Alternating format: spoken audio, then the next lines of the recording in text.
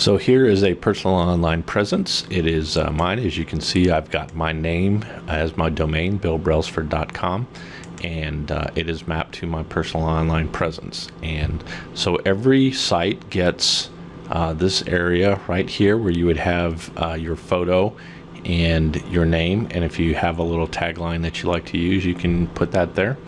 The main page that you see here is the bio page, or the About You page. And so this is where you would put any history about yourself that you want to include, who you help, the problems that you help them solve, maybe the pain points that people have before they start to work with you, any of those sorts of things that you would want people to know who find your website or who are researching, trying to find out more about you. And so, of course, you could also include any personal information that you would want to share as well. Then you have this over on the right-hand side, we have this connect area, and this is where we have links to various social media properties. And so, again, depending upon what you have, there's plenty more that we can add here. And if you don't have some of these, you can, you don't have to include them, and these buttons would not show. So again, if you wanted to send somebody to your YouTube channel, instead of trying to send them to that big long string on YouTube, you could just say, go to my website, and then over on the right, click on the YouTube icon, and that'll take them right to your YouTube channel. And then you also have a section here for any sort of link to any sort of website that you would want to put in here. So in this example, I have my company website, I have my blog, and then I also do a talk show, radio, podcast type of show called the Sales and Marketing Answer Man. And so this link takes you directly to that website. And then the other piece that is common to all of the websites, the Basic and the Plus, is this contact page. And so on the contact page, we have a simple form. You can choose to put as much. Some people like to put their full address. We can put a map to your office there if you want to. You can put your phone number. This browser has a Skype add-in built into it. That's why you see this blue text around my phone number. Most people wouldn't see that unless they are also Skype users, so that's not part of the site. But basically, we have your basic contact information. We can add this area to where people can indicate what they're interested in learning more about, so that might help you prep for the phone call or decide if somebody else in your office can actually take care of this message for you, and then they can type their free form message in here. And then when they click submit, this message will be sent directly to the email that we've set up in the back end. So again, the person doesn't necessarily have to know your email address, or you could actually send these could go right to your assistant or someone else on your team who could sort of manage this whole process for you. So those are the elements of a basic site: profile picture, bio, social media properties, any other links, and the contact page. On the Plus version of the site, you also get a blog.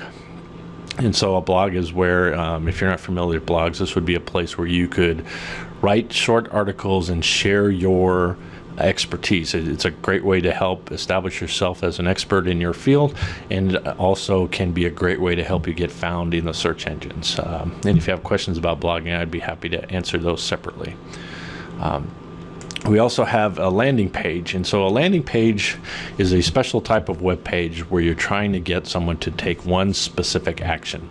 Typically, you're trying to get them to fill out a form to maybe download an ebook, or maybe register for a webinar or something like that. And so because you want them to only do that one thing, all the distracting elements are taken away. So that's why you don't see any menus on this page, and you don't see any of the sidebar items. It's just, this is what I want you to focus on, do that. And typically there would be a button here, and when they click the button, then they would go back to the regular site. So I'm going to hit the back button.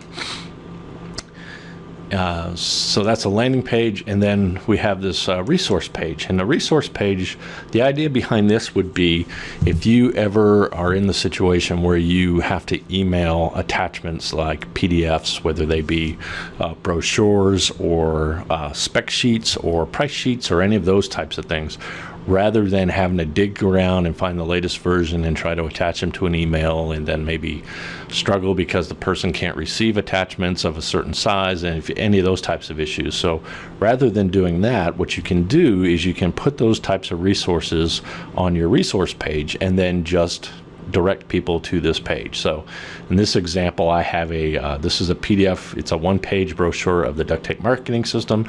So I could send people here, they could just click on it. It will open this PDF and they can view it, print it, download it, do whatever they want to do from here. And so you could have as many of those types of things as you wanted on here. So that is pretty much it. Just a pretty quick overview. And I did want to show you one more thing. So I mentioned the video library. And so real quickly, if you've never seen, this is the back end of WordPress. But at the bottom here, there is a link called WP101. And basically, this is a library of video tutorials. And so the most common things that people want to do is either create a new post, which is for a blog, or create a new page. So let's say that you wanted to create a new post and you hadn't done that in a while and you weren't quite sure how to do it.